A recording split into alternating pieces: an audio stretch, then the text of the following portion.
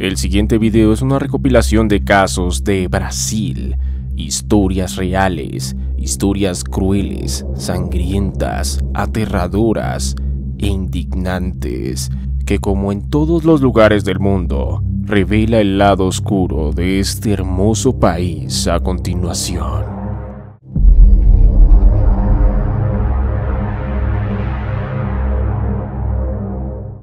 Conoce al asesino que solo matava a outros asesinos, violadores e pedófilos.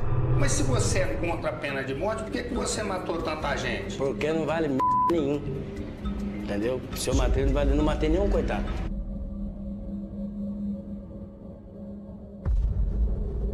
¿Cómo un asesino serial sindicado de haber acabado con la vida de 71 personas puede llegar a ser tan querido entre la multitud justamente por este acto? Para que lo entiendas, déjame te cuento la historia de Pedro Rodríguez Filho, conocido como Pedrinho Matador.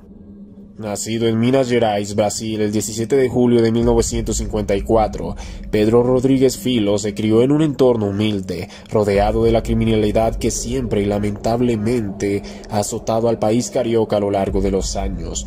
Su padre era todo un maltratador que incluso golpeó a su madre mientras él aún estaba en el vientre, lo que probablemente influyó en la conducta de Pedro más adelante, porque a muy temprana edad lo demostraría.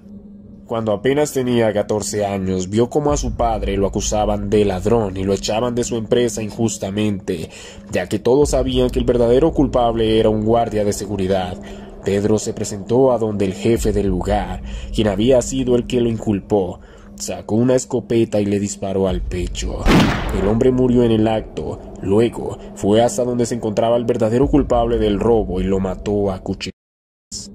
Desde ese punto se embarcó en una carrera criminal al escapar e incorporarse a una banda de delincuentes que robaba personas y traficaban droga, y empezó a dedicarse a asesinar a los otros integrantes de bandas rivales para eliminar a la competencia, y en represalias fueron a donde su novia y la mataron.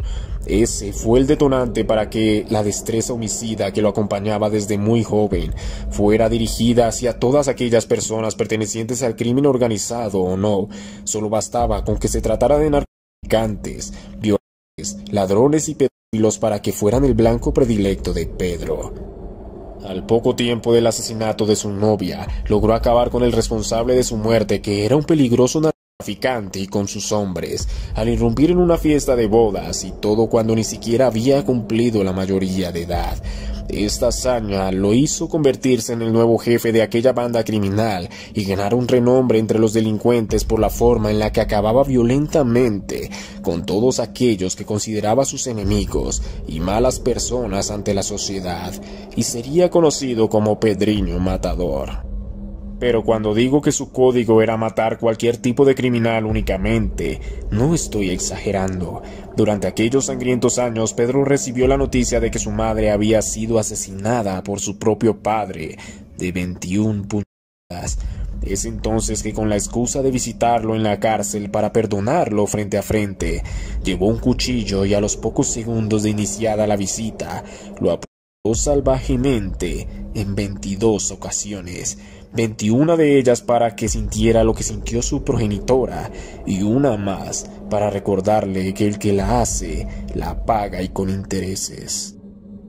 No obstante, aquel joven que se había convertido en el terror de los demás criminales fue finalmente capturado en 1973 y condenado a 128 años de prisión, pero en vez de detener su sed de sangre por los criminales, encontró el lugar perfecto para vengarse de ellos.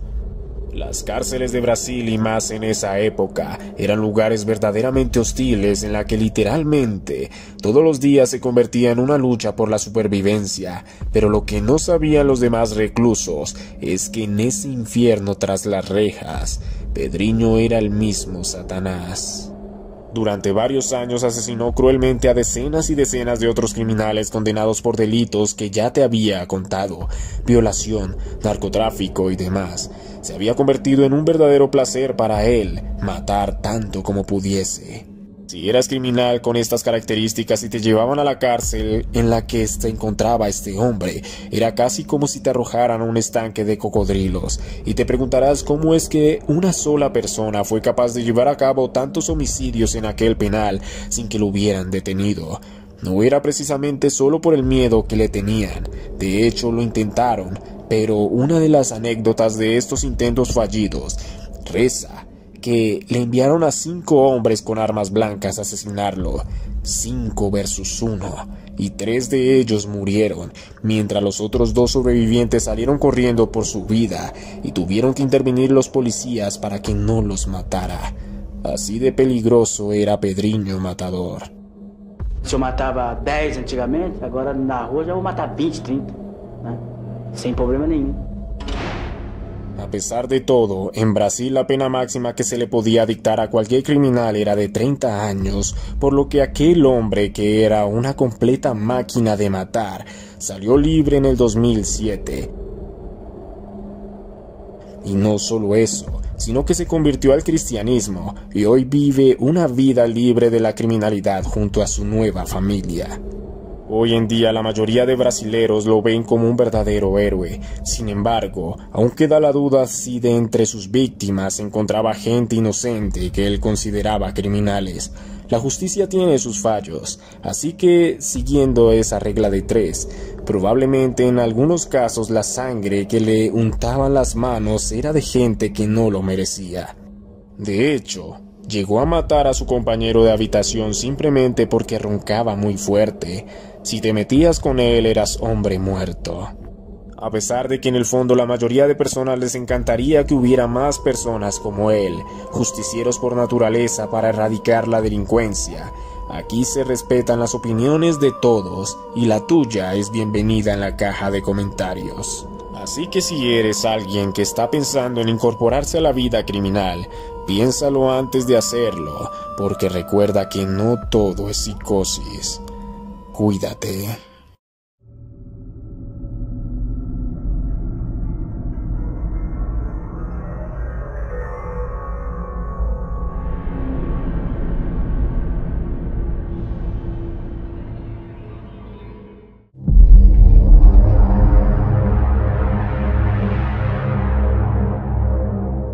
Esta chica lloraba desconsolada por haber perdido a sus padres, pero nadie sabía lo que esta descarada había hecho, porque todo era una farsa. Conoce el caso del demonio rubio.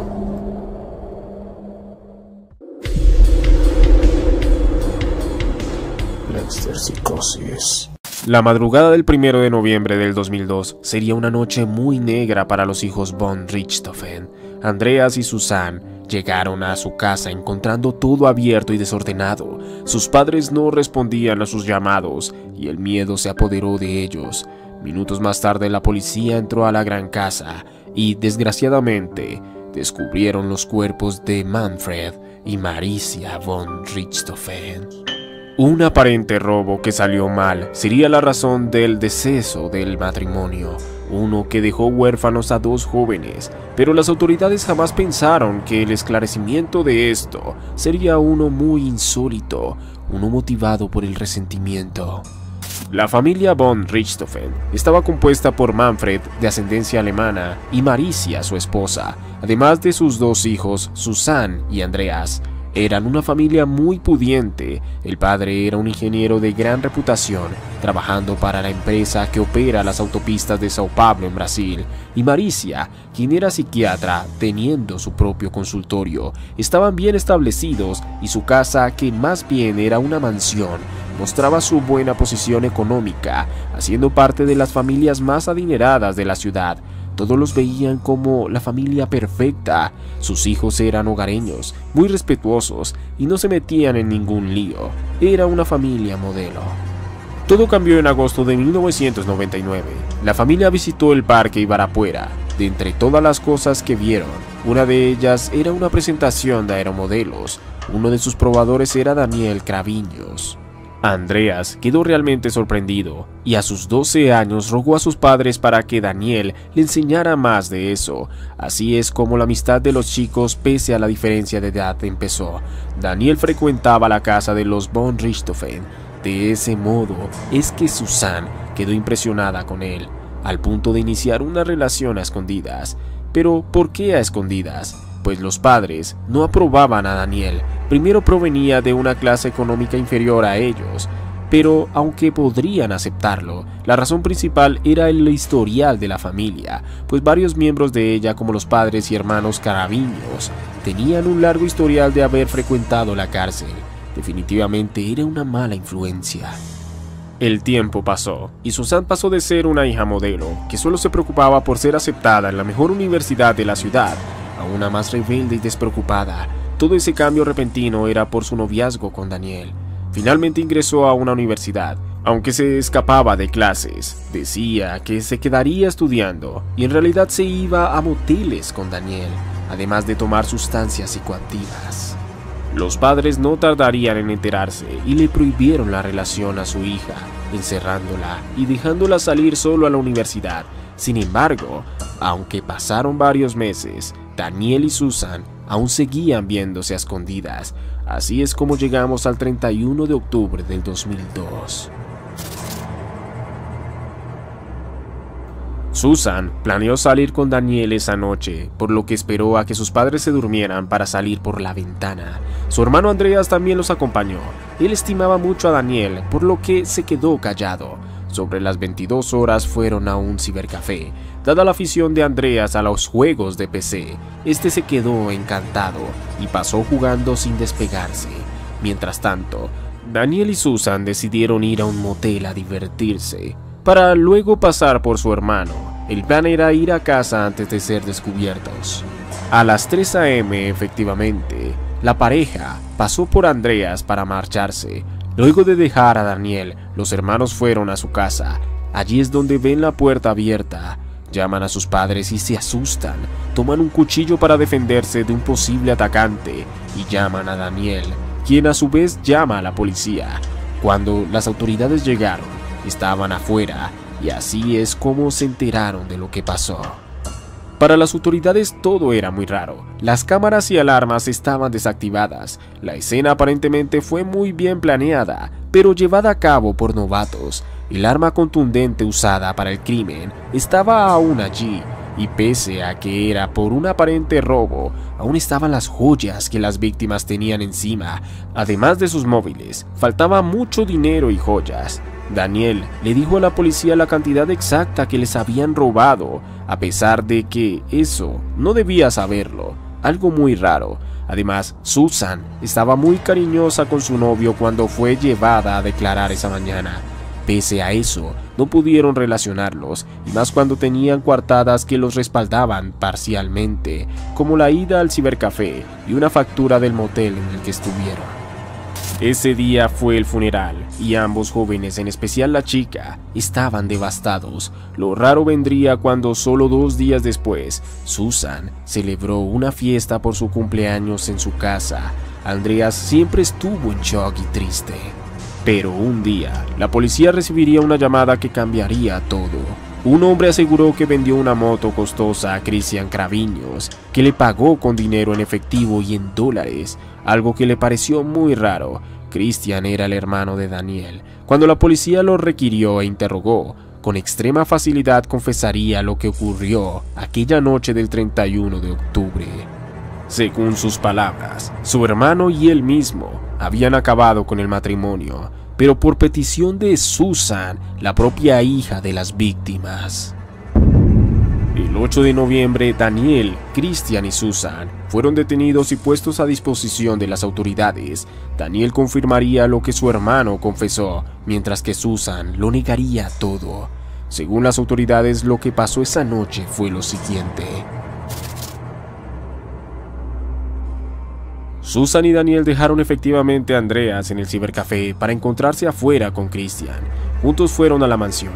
Susan entró primero a hurtadillas, desactivó las cámaras y alarmas de seguridad y permitió el ingreso de los hermanos Craviños. Ella les dio los guantes y bolsas negras. Susan se quedó en la planta baja mientras que Daniel y Christian subieron. De un golpe con un tubo metálico hueco, acabaron con Manfred, pero no con Marisa, quien despertó e intentó defenderse sin éxito. Antes de dejar de respirar, les imploró que dejaran a sus hijos, los que ella pensaba estaban durmiendo en sus habitaciones. Pobre mujer. Luego, metieron en las bolsas negras todas las evidencias dejando el arma en la habitación. Saquearon lo que pudieron de la casa y se marcharon arrojando por el camino las bolsas negras. Luego de que dejaran a Christian en su casa, Daniel y Susan fueron al motel para consolidar su coartada, pidiendo un refresco y un sándwich, además de pedir factura, la primera que este motel expedía. Aparentemente todo fue por dinero, además de que así finalmente Susan y Daniel estarían juntos sin restricciones, un evento que llenó de tristeza y consternación al país gaucho. En 2006 fueron finalmente sentenciados a 39 años de prisión para Daniel y Susan y 38 para Christian. En 2014 los hermanos Craviños fueron beneficiados del régimen abierto al que podían salir a trabajar y dormir en prisión.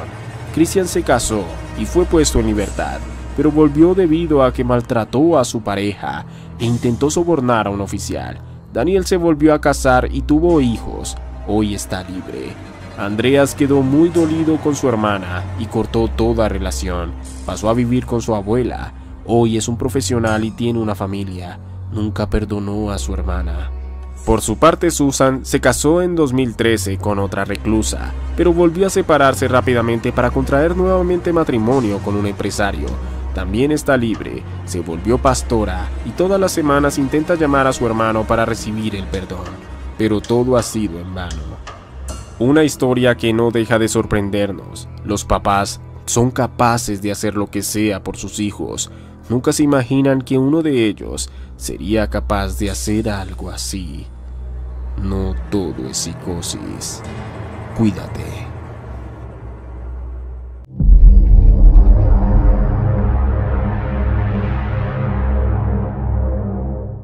Era el día de su boda. Quería darle una sorpresa a su prometido en helicóptero, pero todo salió mal.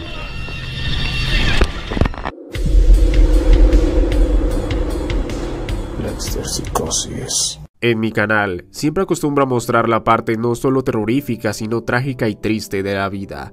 Y justamente de esto segundo es que tratará este video, que no fue culpa de nadie, tan solo fue la peor mala suerte en el que se supone tenía que ser el mejor de los días para estas personas. Pero ya basta de tanta introducción y vamos con el caso.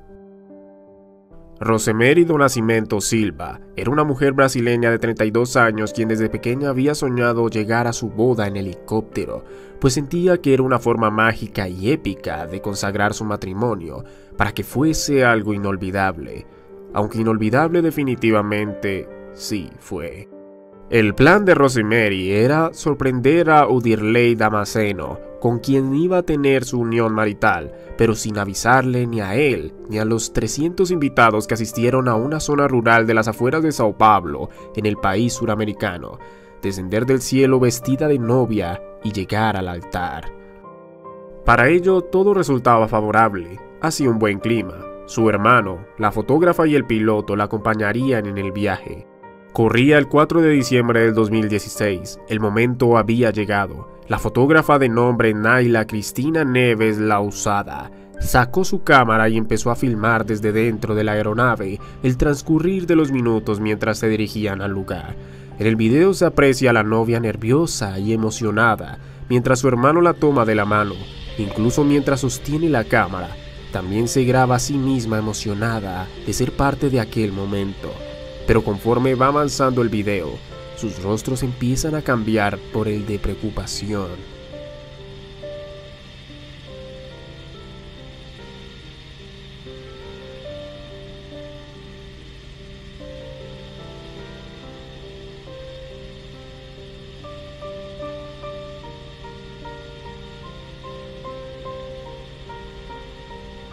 El piloto de la empresa que habían contratado para la finalidad de ese día estaba teniendo imprevistos bastante delicados, pues de repente las condiciones climáticas cambiaron y el helicóptero ingresó en una zona bastante nublada que le cortaba la visibilidad. Es en ese punto donde la preocupación que te mencioné anteriormente invadió a los pobres tripulantes, a quienes solo les restaba esperar un milagro. Pero lamentablemente, a menos de 2 kilómetros del destino fijado, el piloto perdió el control del aparato y se precipitó a tierra.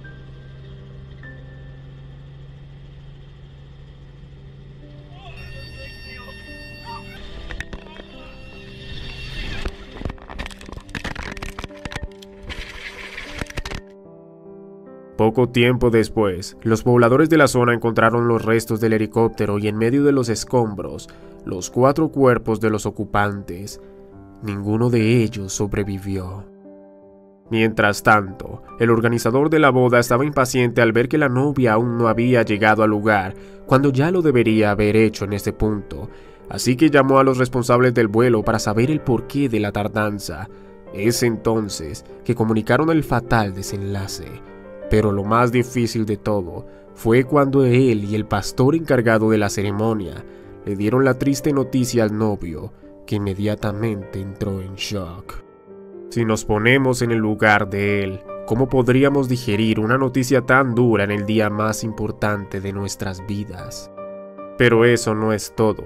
Naila, la camarógrafa, también víctima de lo sucedido, estaba en estado de embarazo y ya llevaba 6 meses de gestación, así que desde cierto punto de vista, fueron 5 los que fallecieron aquel día. El video de lo acontecido solo fue liberado al año siguiente. Gracias a él se logró determinar más eficazmente las causas del desastre. Algunos expertos señalan que fue irresponsable por parte del piloto y de la empresa haber emprendido el vuelo a pesar de las posibles condiciones atmosféricas que se podían presentar. Además de que en la espesa neblina, el piloto movía el timón de un lado a otro, lo que incidió mucho en el desenlace de estas 4 personas. Según las palabras del hombre que perdió a su futura esposa, desde ese día su vida también se acabó, y muchos de la audiencia coincidiríamos con él. Si crees en el destino, esta es una de esas historias que hacen que uno se pregunte por qué a algunos les toca esa suerte, pero a su vez nos deja como enseñanza las precauciones que se deben tomar en momentos como estos, porque aunque las posibilidades de que algo terrible ocurra sean pocas, debes tener en cuenta que no todo es psicosis. Cuídate.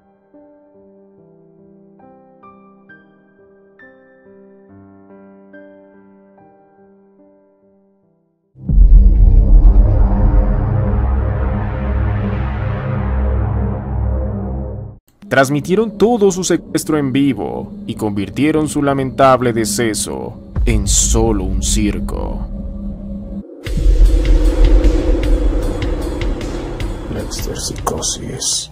Del caso que hablaremos hoy, irónicamente en la actualidad no existen demasiados registros en video de lo ocurrido, pero en su momento se transmitieron decenas de horas de cada pequeño detalle del suceso, pues el lamentable asesinato de esta chica de tan solo 15 primaveras se convirtió en una competencia por quien conseguía el mayor rating, apelando al morbo, que curiosamente tenía como principal espectador de aquel show montado por las mismas cadenas de televisión brasileñas, al mismo secuestrador. Pero vamos al contexto.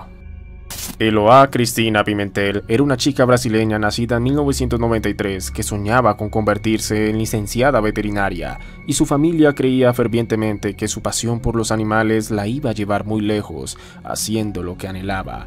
Sin embargo, esto nunca sucedió.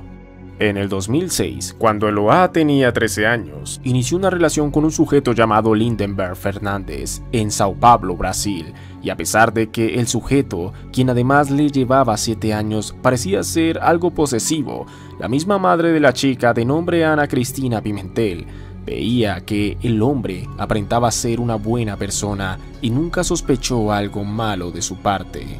Pero el tiempo pasó, y fueron estas actitudes infundadas por los celos que Eloá decidió darle fin a su noviazgo, dejando al sujeto, como intuirás, con un sinsabor que lo convirtió en alguien tóxico a tal punto de que se le veía constantemente rondando a las afueras de la escuela a la que asistía su ex, para vigilar que ésta no estuviera saliendo con alguien más. Todo esto mientras día tras día intentaba convencerla de retomar la relación. Pero estas señales de alarma no las pudo anticipar nadie, tomándole la importancia a este tipo de comportamientos, y más temprano que tarde lo inminente sucedería, llevándonos al día en el que iniciaría todo este evento marcado por la cuestionable forma en la que se abordaría por la policía y los medios de comunicación. Todo ocurriría el 13 de octubre del 2008 cuando, en la casa de Eloa, ella junto a Nayara, quien era una de sus mejores amigas, y dos compañeros más, se reunían para hacer un proyecto escolar, el cual les estaba quedando muy bien. Todo eran risas y felicidad, como es lo típico entre un grupo de amigos, pero este clima agradable se interrumpió abruptamente por el sujeto que hace mucho tiempo demostraba ser capaz de lo que sea con tal de recuperar a su ex, Lindenberg.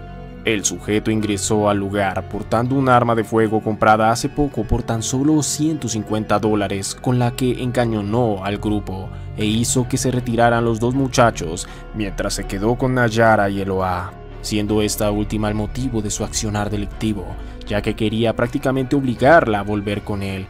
Las chicas empezaron a gritar y los vecinos, al darse cuenta de lo que estaba sucediendo, llamaron de inmediato a la policía, que no tardó en llegar al sitio por motivo de un supuesto secuestro.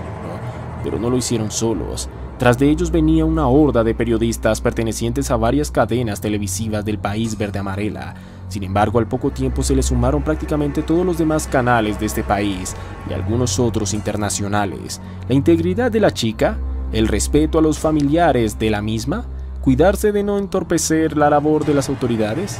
Nah, la primicia sonaba bastante jugosa para darse el lujo de dejársela ganar por la competencia. Eso era lo que realmente parecía importarles. Entretanto, se tomaban las primeras imágenes del captor molesto, exigiendo a los oficiales que no intentaran nada para detenerlo o intentar acceder al apartamento. De hacerlo, acabaría con la vida de las chicas y luego consigo mismo también. Todo esto mientras la policía intentaba por todos los medios negociar con el hombre sin éxito. Incluso se comunicaron con él por teléfono, en donde se escuchaban a las chicas llorando de temor de fondo, e incluso el televisor sonando, ya que el criminal lo mantenía encendido para ver cada detalle del exterior de la vivienda y los planes de las autoridades, siendo consciente de que él era uno de los protagonistas, cosa que evidentemente solo entorpecía más las maniobras de rescate, únicamente con el simple propósito de convertir algo tan serio en una especie de reality show para el deleite de los televidentes. Al siguiente día se tuvo un avance, pues Nayara fue liberada por Lindenberg, mientras las cámaras captaban aquel momento. Lamentablemente lo mismo no ocurría con Eloa, a quien se le veía por la ventana asustada, pero al mismo tiempo intentando calmar a la policía, mientras su exnovio la vigilaba constantemente desde la parte de atrás. Por esa misma ventana, varias sábanas amarradas emergían del interior hacia el suelo, para que con la ayuda de este mecanismo se enviaran víveres hacia el apartamento. Al pasar el tiempo, cosas cuestionables siguieron ocurriendo, como el hecho de que un medio de comunicación logró hacerle una entrevista telefónica al secuestrador, como si fuera una telenovela de drama. Pero algo bastante polémico sucedió al día siguiente. Lindenberg le pidió a las autoridades traer de vuelta a Nayara como una especie de protección para entregarse junto a las dos mujeres, a lo que increíblemente la policía y la recién liberada accedieron. Incluso se tiene una llamada del momento en el que Sereno, el sujeto, le promete a la chica que serán liberadas una vez cumpla con esta condición. Tudo bom? Tá melhor já? Tô, você tá calmo aí? Tô calmo. Você vai fazer mesmo tudo isso que você tá falando?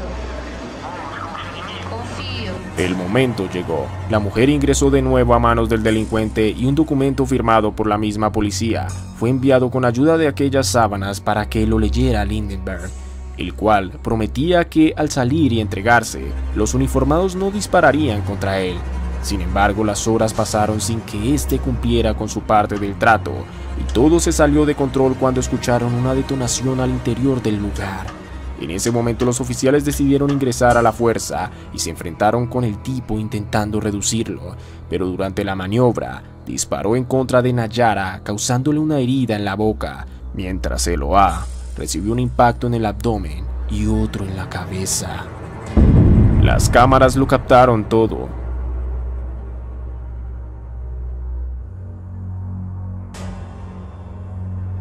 No obstante, mientras Nayara pudo regresar a casa ese mismo día por tratarse de una herida poco comprometedora, Eloá lastimosamente falleció en el hospital por muerte cerebral. Todo este show a costa de una situación tan delicada terminó con este triste desenlace. El sujeto, que fue apresado en una cárcel de máxima seguridad en Brasil, más adelante logró que el Estado le concediera acogerse a la justicia semiabierta. En resumidas cuentas, le permite trabajar y tener una parcial libertad, con tal de regresar todos los días a dormir en prisión, mientras recibe constante acompañamiento psicológico, con el fin de determinar que ya no sea un peligro para la sociedad, y lo que en primera instancia habían sido 38 años de prisión, se podrían reducir a tan solo unos cuantos años, y en cualquier momento quedaría completamente en libertad. Si bien el sujeto dice estar arrepentido y desea acercarse a la familia de la víctima para pedirles perdón personalmente, esto parece que no sucederá si nos basamos en la indignación que ha demostrado la madre de Eloá, Ana Cristina Pimentel, quien no esperaba menos de una justicia tan débil y dice que nada le devolverá a su hija, sin importar las intenciones del sujeto. Es así que llegamos al final de este video, no sin antes recordarte algo que constantemente sugiero a todos aquellos que miran este contenido. Si ves señales de comportamientos posesivos como los vistos en Lindenberg, aléjate lo más pronto posible de esa persona y busca ayuda. Es la mejor manera de prevenir que escale a un evento desafortunado. Porque recuerda, no todo es psicosis. Cuídate.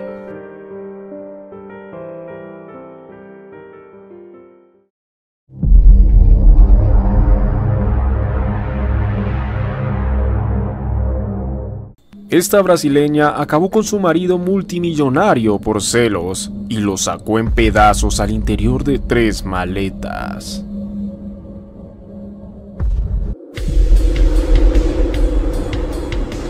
La psicosis. La historia que veremos el día de hoy es una de las más mediáticas de Brasil en las últimas décadas, e incluso inspiró un documental entero en la plataforma de Netflix, y no es para menos, pues está cargado de un pasado oscuro, infidelidades y un asesinato extremadamente macabro. Acompáñame a ver el caso de Elis Matsunaga y Marcos Kitano a continuación. Elis Matsunaga nació en 1981 en Paraná, Brasil. Cuando era muy pequeña fue abandonada por su padre y vivió el resto de su infancia con su madre de nombre Dilda, quien conoció a un hombre que empezó a vivir junto a ellas, y al poco tiempo tuvieron una hija juntos. El tiempo pasaba, pero Elis notaba algo extraño en su nuevo padrastro. Él la miraba mucho hasta que, llegada a su adolescencia y mientras se bañaba, fue interrumpida por el degenerado hombre, quien la accedió sexualmente en plena ducha. La pobre, muy perturbada, tomó sus cosas y huyó de la casa, pero cayó la noche, y para terminar de rematar, empezó a ser acosada por otro sujeto en un auto, por lo que asustada se refugió en el bosque y pasó la noche allí, a la intemperie. Posteriormente, fue encontrada por un lugareño, y después de un corto periodo de tiempo, fue de vuelta a casa. Y aunque ésta intentaba mentir sobre su nombre para evitar regresar cerca de su agresor, cuando fue de vuelta decidió no contar lo que había ocurrido por miedo y vergüenza, pero le pidió a su tía que la llevara a vivir con ella a su casa, y así fue. El resto de su adolescencia y joven adultez viviría allí, graduándose de enfermería. Sin embargo, después de haber culminado sus estudios, decidió iniciar una nueva carrera en abogacía, y para ello se mudó a la ciudad de San Pablo, donde para poder financiar su propia carrera y salir adelante, tuvo que convertirse en trabajadora sexual, donde sus servicios se promocionaban en una página de internet de nombre Escortboy. Con este importante contexto sobre su pasado, nos dirigimos al año de 2004, donde después de desempeñar su trabajo por un tiempo como dama de compañía, fue contactada por un multimillonario de una de las familias más adineradas de Brasil. Su nombre era Marcos Kitano, un empresario de ascendencia asiática, heredero de una empresa importante de nombre Yoki Alimentos, y el cual se interesó por Elise mientras en ese momento estaba casado y tenía 2 hijos. Sin embargo, esto no fue impedimento para que el hombre mantuviera una relación de amantes con Elise, y después de algunos años en los que el sujeto le pidió que se alejara de la prostitución para ser exclusiva para él, se divorció de su antigua esposa para contraer matrimonio con ella en el año de 2009. Para ese momento en adelante, ya las cosas no marchaban del todo bien en ese matrimonio por 3 grandes razones. En primera, eran los celos posesivos del hombre que la vigilaba constantemente mientras terminaba sus estudios, para que no hiciera amigos hombres ni que coincidiera en grupos con ellos. Incluso le tenía un investigador privado para vigilar que no volviera a su pasado como dama de compañía, entre algunas otras prohibiciones bastante tóxicas. La segunda razón es que Liz tenía sospechas de que su marido era el que frecuentaba de nuevo estas páginas de internet con el fin de seguir manteniendo relaciones extramatrimoniales, y daba indicios de que efectivamente le estaba siendo infiel. Y la tercera razón es porque no podían concebir un hijo por más de que lo intentasen, pero gracias al dinero invirtiendo en un proceso de fertilización, finalmente lograron tener una bebé, motivo por el que por un tiempo las discusiones mermaron bastante. Pero todo ello fue temporal, debido a que de nuevo seguían las sospechas de Liz sobre una posible infidelidad por parte de su marido, así que aprovechando un viaje que realizó para visitar a su tía con quien había vivido en el pasado, viaje el cual la acompañó su bebé y su niñera, contrató un investigador privado para demostrar que Marcos le estaba engañando. Y efectivamente sus sospechas eran ciertas, cuando le hizo llegar las fotos que lo demostraban, justamente con una mujer que contactó en el mismo sitio donde la había encontrado a ella misma en el pasado, Escort Boy. Después de la noticia, regresó a San Pablo y se preparó para encararlo por lo sucedido. Ahora vamos al día de los hechos, que comprenden la versión oficial fruto de las investigaciones de las autoridades y el mismo testimonio de la protagonista. Es la noche del 19 de mayo del 2012. Marcos es registrado por las cámaras de seguridad del ascensor cuando baja por una pizza y regresa a su apartamento.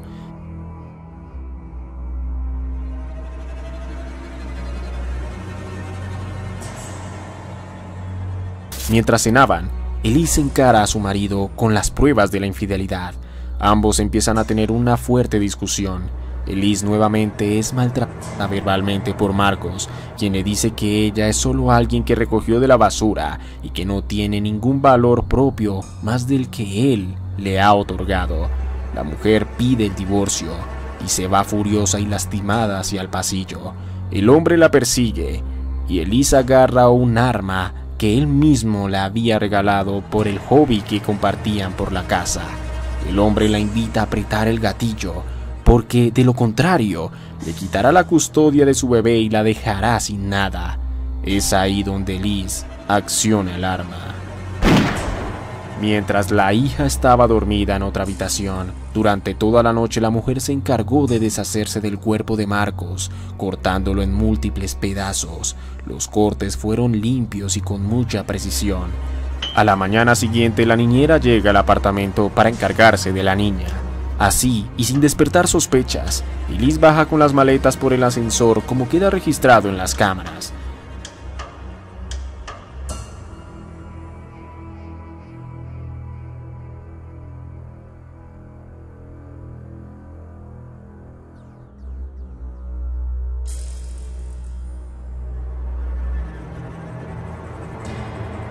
Conduce a un lugar apartado de la ciudad. Saca de las maletas las bolsas que tenía en el interior, los restos de su exmarido, y los arroja en la orilla de la carretera sin pavimentar. 4 días después, un poblador encontraría los restos y los reportaría a la policía. Después de unas pruebas forenses y del reconocimiento del cuerpo hecho por el hermano de la víctima, se identifica a Marcos Quitano. Después de una exhaustiva investigación, la policía encontró evidencia en las cámaras de seguridad muy determinantes. El hombre subió a su apartamento con una pizza, pero después de eso, nunca se le vio salir. ¿Lo recuerdas? A la única que se le vio bajar después fue a Liz con las 3 sospechosas maletas. Después de haber sido capturada, su abogado le recomendó que confesara a detalle todo su crimen y así lo hizo con la esperanza de que le bajaran la condena, con ayuda de la confesión y alegando que todo fue por defensa propia. Gracias a esto, ya que se demostró que el hombre había sido desmembrado después de haber muerto y no antes como se intentó denunciar, la mujer recibió una condena de 19 años de prisión. Gracias a su buen comportamiento, se le redujo la condena a 16 años, que aún se encuentra pagando al día de hoy, pero con ciertos beneficios que otorga el Estado brasileño a aquellos reclusos con buenas conductas. Estos beneficios le ayudaron a colaborar en un documental realizado por Netflix enfocado en su propia historia. Su objetivo es que algún día su hija, a quien no vio más después del acontecimiento, pueda ver ese documental y así se asegure de que al menos sepa la versión de los hechos contada por sí misma. Es así como terminamos con este video. ¿Crees que se le dio una condena adecuada a esta mujer?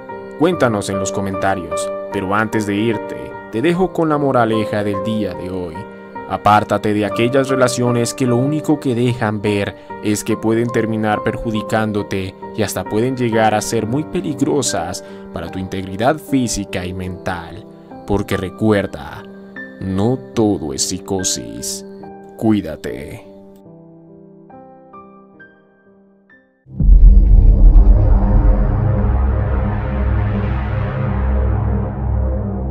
Este descarado lloró en el funeral de su cuñada, pero nadie sabía lo que le había hecho cuando estaban solos.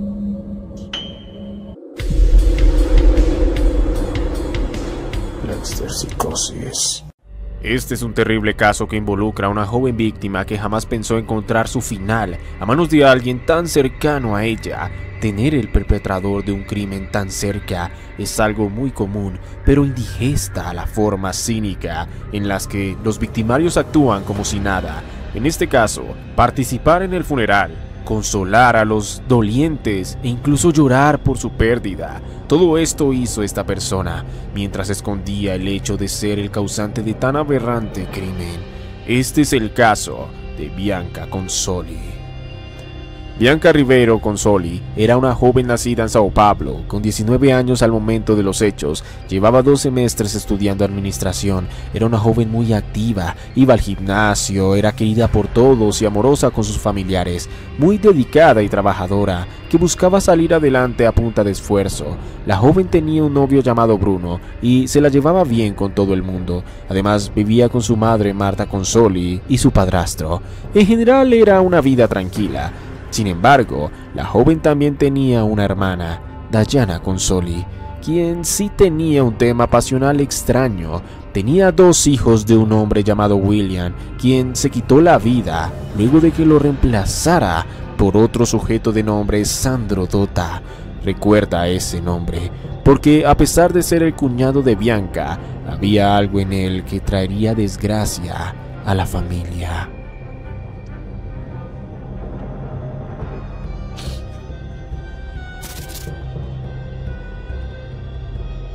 El 13 de septiembre del 2011, Bianca iniciaba con su rutina diaria que consistía en ir muy temprano a trabajar medio tiempo. Luego, en la tarde, iba al gimnasio y por la noche asistía a sus clases universitarias. Su madre y padrastro trabajaban toda la jornada hasta tarde.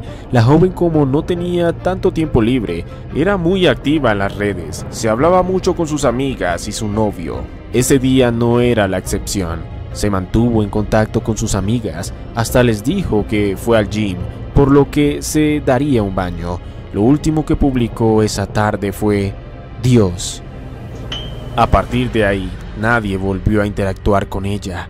Por la noche, cuando su madre llegó a la casa, notó que las ventanas de esta estaban abiertas. De los nervios no encontró sus llaves, por lo que se dirigió donde su hermana, que vivía justo al lado. Con la ayuda de su sobrino de 10 años que entró por la ventana, es que pudieron abrir, ya que estaba con seguro.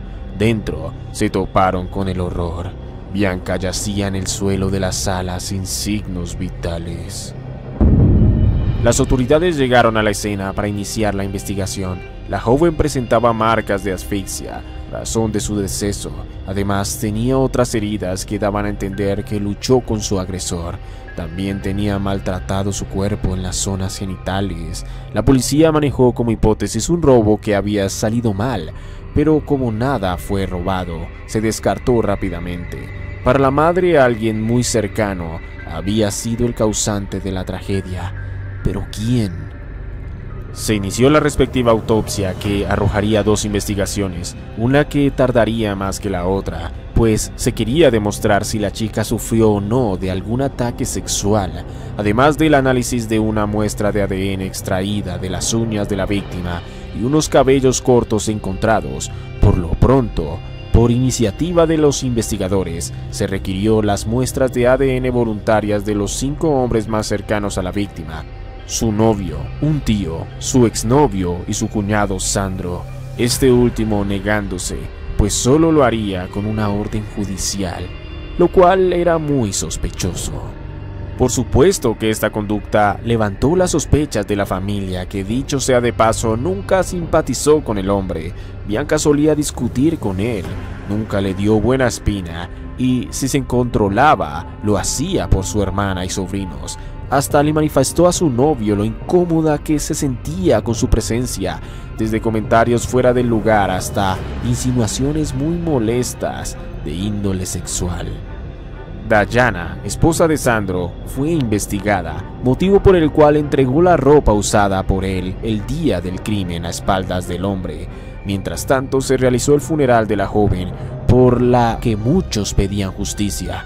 Todos los familiares asistieron visiblemente afectados. Sandro fue entrevistado muy consternado, al punto de incluso llorar mientras pedía justicia. Que tiver que falar, fala, para poder ajudar, né, colocar esse canalha na cadeia, porque infelizmente foi uma brutalidade o que fizeram com. Días después, los tan esperados resultados de ADN se revelaron. En primera instancia se demostró que la ropa de Sandro tenía manchas de sangre de Bianca. Un análisis en su cuerpo también reveló heridas aparentemente infligidas por la joven al defenderse de su agresor. El ADN de las uñas también relacionó directamente a Sandro. No había dudas para los investigadores. El hombre estaba detrás de lo ocurrido. Como era de esperar, el acusado negó todo. Pasó más de un año a la espera de un juicio. No fue hasta agosto del 2013, casi 2 años después, que desde la cárcel escribió una carta en la que confesaba lo ocurrido aquel día. Entre lo que escribió, dijo que esa tarde fue a hablar con Bianca porque ella había estado hablando mal de su hijastro, que todo se salió de control y accidentalmente le quitó la vida. Negó rotundamente haber abusado de ella, que no sería capaz de eso. En septiembre del mismo año se llevó a cabo el juicio con la revelación de una segunda prueba más exhaustiva que ratificó el abuso que sufrió también la mujer de 19 años a manos de este maldito. Toda la familia testificó, incluso Dayana, que lamentó haber introducido a la vida de su familia a un hombre como Sandro Dota, que finalmente fue sentenciado a solo 31 años de prisión. Pero la cosa no termina ahí. En 2017 se presentó una nueva denuncia por parte de los hijos de Dayana, que acusaron a su padrastro de abuso sexual cuando el niño tenía 11 y su hermanita 6, describiendo situaciones lamentables que preferiría omitir en este video, pero que empezaba con el degenerado entrando en su habitación. Un juez le dio 39 años por cada niño, que se sumaría a la condena ya recibida. Y digo sumaría porque en el 2020 los abogados del sujeto apelaron, logrando la absolución, ya que, según ellos, estas acusaciones no tenían fundamento y fueron motivadas por venganza de la familia, pese a que un psicólogo respaldó lo que decían los niños, que ahora eran adolescentes. Así es como increíblemente Sandro Dota ya solo le quedan menos de 20 años en prisión por las rebajas obtenidas. Sí, este individuo estará pronto fuera de prisión, mientras la familia reclama una justicia más digna para su familiar, una joven llena de sueños que dejó este mundo de una forma muy vil. Eso de llorar en el funeral de su propia víctima lo hizo también una chica que coincidencialmente también es de Brasil, Por tal motivo la llamaron el demonio rubio. Lo bueno es que puedes conocer su historia dándole clic al enlace. Las lágrimas son demostraciones de dolor emocional, pero hay quienes saben hacerlas brotar de sus ojos de forma actuada. Porque recuerda, no todo es psicosis. Cuídate.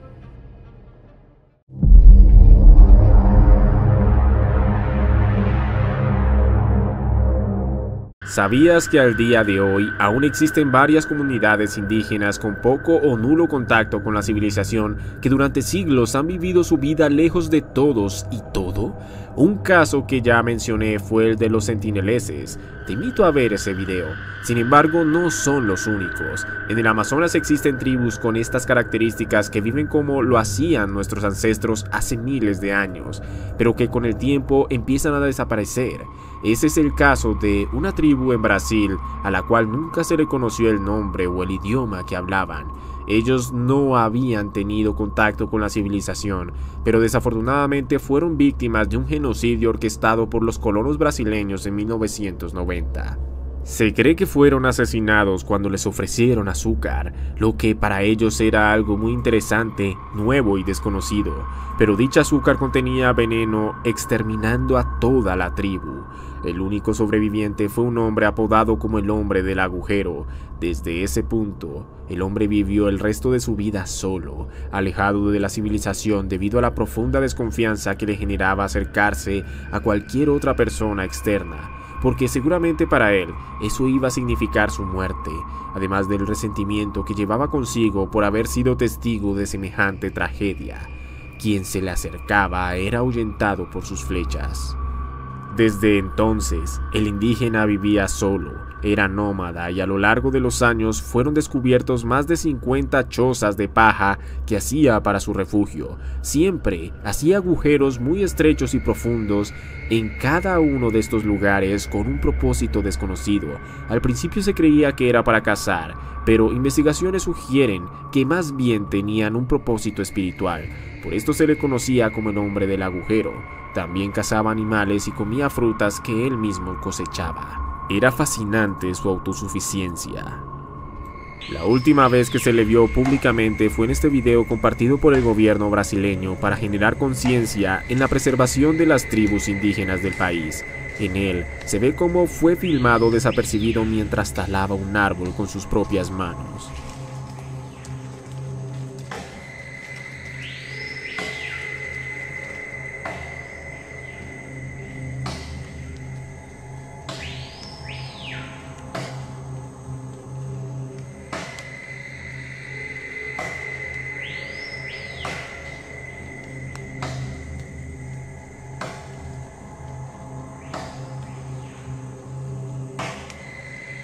No obstante, el 24 de agosto del 2022, hace apenas unos días de subido este video, fue encontrado dentro de su choza, acostado en la hamaca boca arriba con las manos sobre el pecho y adornado con plumas de guacamayo como si esperara su muerte, y sin signos de violencia. Se estima que falleció a sus 60 años, dejando un legado como el último hombre en su tribu.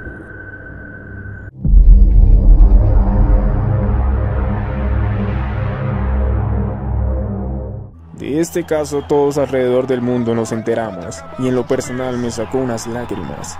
Estoy hablando del accidente aéreo que acabó con todo un equipo entero de fútbol que viajaba a la final de la Copa Suramericana, un evento al que pocos equipos llegan.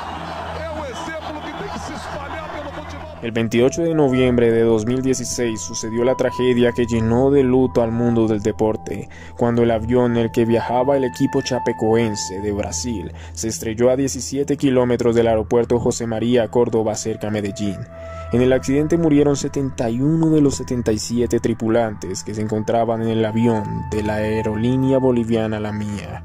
A continuación te dejo la grabación hecha desde la torre de control en comunicación con el piloto de la nave instantes antes de que se cortara por completo a causa de la colisión.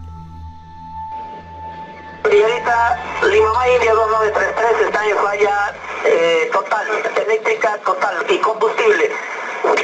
Está libre y operable, lluvia sobre las personas, mamá India 933, bomberos alertados. Línea Lima India. Vectores, señorita, vectores a la pista. La señal radar se perdió, no lo tengo, notifique rumbo ahora. Vamos con rumbo 360. Con rumbo, mire por la izquierda, 010, procedería al localizador del borde Río Negro, 1 milla adelante del borde. Al momento usted se encuentra, correcto, le confirmo, por la izquierda con rumbo 350. Izquierda 350, señora. Sí, correcto, usted está a 0,1 milla del borde Río Negro. No lo tengo con la altitud, Lima May, India. 9.000 pies, señorita. Vectores. Usted está a 8.2 millas de la pista. Jesús. ¿Qué altitud tiene ahora? Ya no contesta. No.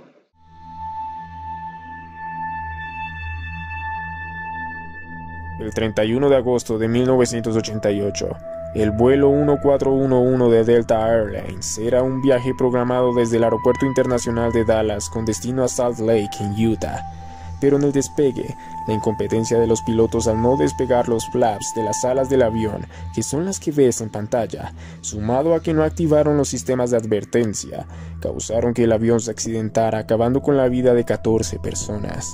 Y aunque el audio de la caja negra se encuentra en inglés, te lo traigo aquí subtitulado al español, en donde podemos apreciar los intentos de los pilotos por detener el inminente accidente, en donde finalmente escuchamos aterradores gritos al final de la cinta.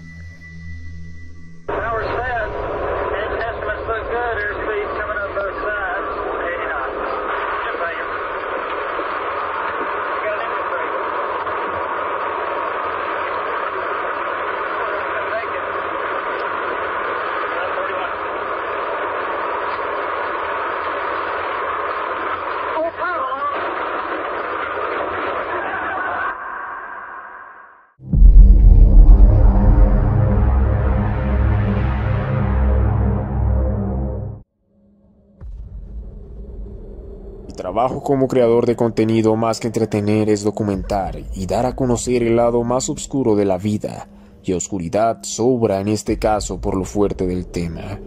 Esta cara de un inocente niño del cual es imposible pensar que tuviera algún pensamiento homicida, masacró a su propia familia a tiros en agosto del 2013 en Brasil.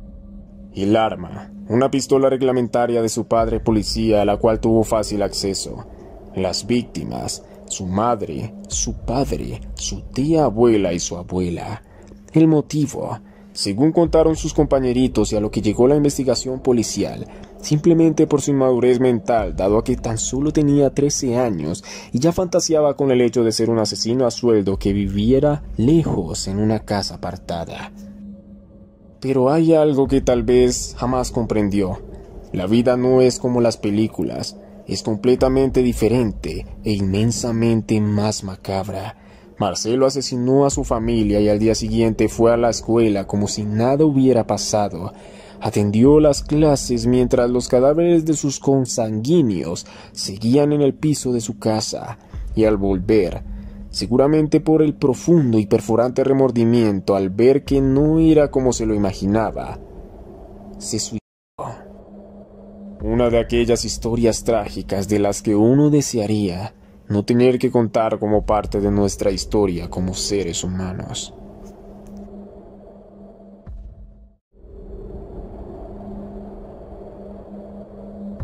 Así como en el primer video que subí de este tema, el lugar reservado al final es para un joven brasilero que cometió solo un asesinato, pero fue tan depravado y ruin que me quedaría corto al describir la dantesca escena que los policías encontraron con el cuerpo de su víctima. Daniel Petri era un adolescente de 16 años adicto a un videojuego de rol en línea llamado Tibia, y una mañana del 23 de julio del 2007 fue donde empezó todo. Gabriel Kuhn, de 12 años, quien era su vecino y amigo en el juego, se negó a devolverle 20.000 monedas que le había prestado Petri, y quien era un iracundo e intolerante jugador, mantuvo una discusión con el niño y enfadado se dirigió a su casa. Gabriel le abrió la puerta, y ese sería el peor error de su vida. El adolescente atacó al pobre niño violentamente, abusó sexualmente de él en su recámara, lo estranguló y finalmente tomó una cegueta con la cual mutiló las 2 piernas del chico mientras aún seguía con vida y abandonó su cuerpo al frente de la puerta de su casa. La macabra escena que primero encontró su hermano le dio la vuelta al mundo, mostrando el odio y la enfermiza mente del asesino, quien tan solo pagó 3 años por su crimen. Es así que terminamos con esta recopilación, así que recuerda 2 cosas: que no importa la edad y que no todo es psicosis. Cuídate.